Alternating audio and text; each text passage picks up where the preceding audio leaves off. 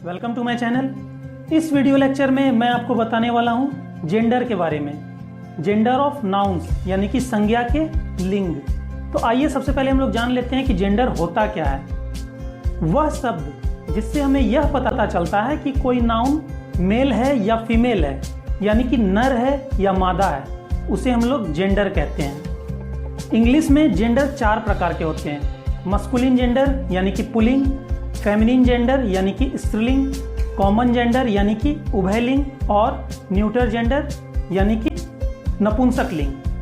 तो सबसे पहले हम लोग बात कर लेते हैं मस्कुलिन जेंडर यानी कि पुल्लिंग की।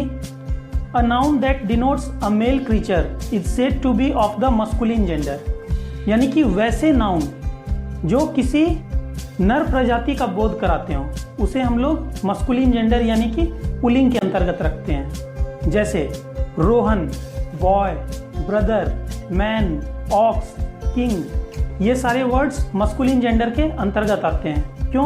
क्योंकि इन वर्ड्स को देखते ही हमें पता चल गया कि ये मेल क्रीचर हैं, यानी कि नर प्रजाति के हैं।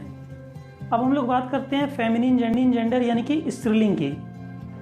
अ noun that denotes a female creature is said to be of the feminine gender, यानी कि वैसे नाउन जो किसी मादा प्रजाति का बोध कराते हो उसे हम लोग फेमिनिन जेंडर यानी कि स्त्रीलिंग के अंतर्गत रखते हैं। जैसे नीता, गर्ल, सिस्टर, वुमन, काव, क्वीन, ये सारे वर्ड्स फेमिनिन जेंडर के अंतर्गत आते हैं। क्यों?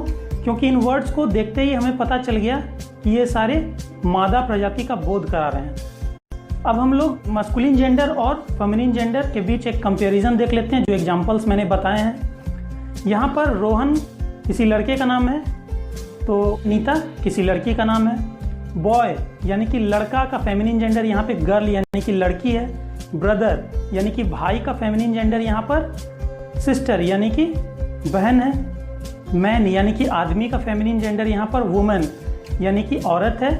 ऑक्स यानी कि बैल का फेमिनिन जेंडर यहाँ पर काव यानी कि गाय है।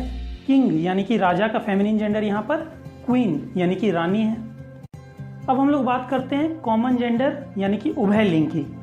अ noun that denotes a male और a female is said to be of the common gender, यानी कि ऐसे नाउन्स जिनसे यह पता चलता है कि वो या तो मेल कैटेगरी के हैं या फिर फीमेल कैटेगरी के हैं, यानी कि या तो नर प्रजाति के हैं या फिर मादा प्रजाति के हैं, उसे हम लोग कॉमन जेंडर यानी कि उभयलिंग के अंतर्गत रखते हैं। जैसे teacher, student, parent, guest, doctor, enemy, neighbour, ये सारे वर्ड्स कॉमन जेंडर के अंतर्गत आते हैं। क्यों?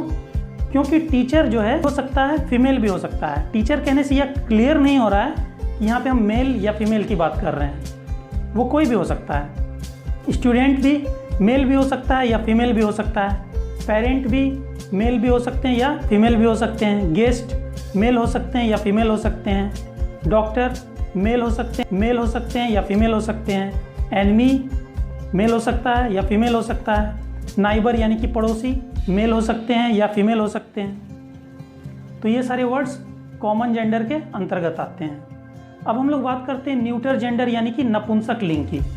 अ noun that denotes a thing with neither a male nor a female is said to be of the neuter gender, यानी कि वैसे नाउन्स जो कि ना ही मेल कैटेगरी में आते हैं और ना ही फीमेल कैटेगरी में आते हैं, उन्हें हम लोग न्यूटर जेंडर यानी कि नपुंसक लिंग के अंतर्गत रखते हैं। जैसे जितने भी मटेरियल नाउन्स हैं वो सारे न्यूटर जेंडर के अंतर्गत आते हैं। जैसे बुक, पेन, वुड, ऑयल, इनको हम लोग मेल या फीमेल कैटेगरी में नहीं बांट सकते हैं, यानी कि बुक नर है या मादा यह तो पता चलता है नहीं, पेन नर है या मादा यह तो पता चलता नहीं है, इसीलिए ये सब न्यूटर जेंडर के कैटेगरी में आते हैं। हाँ, लेकिन हिंदी व्याकरण में ऐसा नहीं है। हिंदी व्याकरण में जेंडर यानी कि लिंग 2 ही प्रकार के होते हैं, स्त्रीलिंग या पुल्लिंग, और बुक, पेन ये सब जो है स्त्रीलिंग के अंतर्गत आते हैं। लेकिन इंग्लिश ग्रामर में ऐसा नहीं है। इंग्लिश ग्रामर में ये न्यूटर जेंडर के अंतर्गत आते हैं। जितने भी एब्स्ट्रैक्ट नाउन हैं वो भी न्यूटर जेंडर के अंतर्गत आते हैं। जैसे ऑनेस्टी, ईमानदारी, स्वीटनेस, मिठास, ये वर्ड से हमें ये नहीं पता चलता कि ये नर है या मादा है, दोनों में से कुछ नहीं है, इसीलिए ये सब न्यूटर जेंडर के अंतर्गत आते हैं। कलेक्टिव नाउन्स को भी न्यूटर जेंडर के अंतर्गत रखा जाता है। जैसे बंच यानी कि गुच्छा, किसी चीज़ का गुच्छा, वो ना ही नर होता है ना मादा होता है, इसीलिए इसे न्यूटर जेंडर के अंतर्गत रखते हैं। क्राउड यानी कि भीड़, फ्लॉक यानी कि पशुओं का झुंड, इसे भी हम लोग न्यूटर जेंडर के अंतर्गत रखते हैं। अब आप कहेंगे कि क्राउड, भीड़ में तो मेल और फीमेल दोनों होते हैं, तो इन्हें कॉमन जेंडर के अंतर्गत रखना चाहिए। फ्लॉक यानी कि पशुओं के झुंड में मेल और फीमेल कैटल दोनों होते हैं, तो इन्हें कॉमन जेंडर के अंतर्गत रखना चाहिए। तो अब मैं बताता हूँ कि इन्हें कॉमन जेंडर के अंतर्गत क्यों नहीं रखा जाता है। तो क्राउड कहने से जब हम लोग कोई भीड़ को देखते हैं यानी क्राउड को देखते हैं, तो उसमें हम लोग ये एनालाइज नहीं करते हैं कि उसमें कितने मेल हैं या फीमेल हैं, या हम लोग ध्यान नहीं देते हैं कि कौन मेल है कौन फीमेल है। या किसी फ्लॉक को देख लेते हैं, पशुओं का एक झुंड देख लेते हैं, तो क्या उसमें आप एनालाइज करते हैं कि कौन काव है कौन ऑक्स है, या कितने काउज हैं कितने ऑक्स हैं? तो हम लोग ऐसा एनालिसिस नहीं करते हैं, इसीलिए हम लोग इसको न्यूटर जेंडर के अंतर्गत रखते हैं। अब जितने भी कीड़े मकोड़े हैं और छोटे छोटे जानवर हैं, उन्हें भी न्यूटर जेंडर के अंतर्गत रखा जाता है। जैसे एंट यानी कि चींटी। दूसरा एग्जाम्पल क्रो, कौआ, इसे भी हम लोग न्यूटर जेंडर के ही अंतर्गत रखते हैं। बेबी यानी कि बच्चा, नवजात शिशु, उसे भी हम लोग न्यूटर जेंडर के अंतर्गत रखते हैं। अब आप कहेंगे कि ऐसा क्यों? क्योंकि एंट यानी कि चींटी को देखने से हमें यह नहीं पता चलता कि यह मेल है या फीमेल है। क्रो यानी कि कौवा को देखने से हमें यह नहीं पता चलता कि वो मेल है या फीमेल है। कोई बेबी यानी कि नवजात शिशु जो है, उसके शक्ल को देखने से हमें यह नहीं पता चलता कि वो मेल है या फीमेल है। इसीलिए इन्हें हम लोग न्यूटर जेंडर के अंतर्गत रखते हैं। यानी उन सारी चीज़ों को आप न्यूटर जेंडर के अंतर्गत रख सकते हैं जिन्हें देखने पर आपको यह नहीं पता चलता कि यह मेल है या फीमेल है। अब हम लोग बात करते हैं मस्कुलिन से फेमिनिन बनाने के कुछ तरीकों के बारे में, यानी कि ways of forming the feminine of nouns. Generally there are 3 ways of forming the feminine of nouns, यानी कि सामान्यतः 3 तरीके हैं मस्कुलिन से फेमिनिन बनाने के। पहला, by using an entirely different word, यानी कि पूरी तरह से कोई दूसरा नया शब्द का प्रयोग करके। जैसे बॉय का फेमिनिन गर्ल होता है, ब्रदर का फेमिनिन सिस्टर है, कॉक का फेमिनिन हैन होता है, किंग का फेमिनिन क्वीन होता है, हस्बैंड का फेमिनिन वाइफ है। दूसरा तरीका, by adding A syllable ESS, यानी कि कोई शब्दांश ESS जोड़कर, किसी वर्ड के अंत में ESS जोड़कर, और यह सबसे कॉमन तरीका है।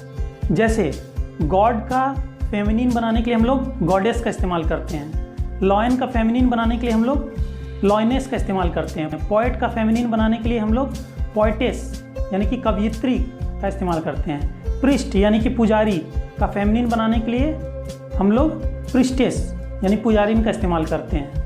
अब कुछ ऐसे भी शब्द हैं जिनके अंतिम वॉवेल को निकाल कर ESS जोड़ा जाता है। जैसे टाइगर, TIGER, इसका फेमिनिन बनाने के लिए हम लोग TIGRESS का इस्तेमाल करते हैं, ना कि TIGERESS। हंटर यानी कि शिकारी का फेमिनिन बनाने के लिए हम लोग HUNTRESS का इस्तेमाल करते हैं, ना कि HUNTERESS का।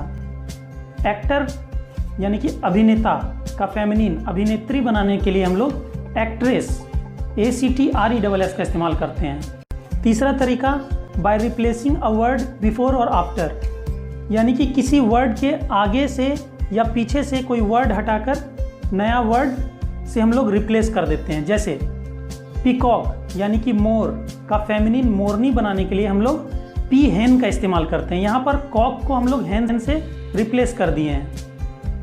दूसरा एग्जाम्पल, ही गॉट यानी कि बकरा का फेमिनिन बनाने के लिए हम लोग सी गॉट यानी कि बकरी का इस्तेमाल करते हैं। ग्रैंड फादर यानी कि दादा का फेमिनिन दादी बनाने के लिए हम लोग ग्रैंड मदर का इस्तेमाल करते हैं। सन इन लॉ यानी कि दामाद का फेमिनिन बनाने के लिए हम लोग डॉटर इन लॉ यानी कि बहू का इस्तेमाल करते हैं। वाशरमैन यानी कि धोबी का फेमिनिन बनाने के लिए हम लोग वाशर वुमेन यानी कि धोबिन का इस्तेमाल करते हैं।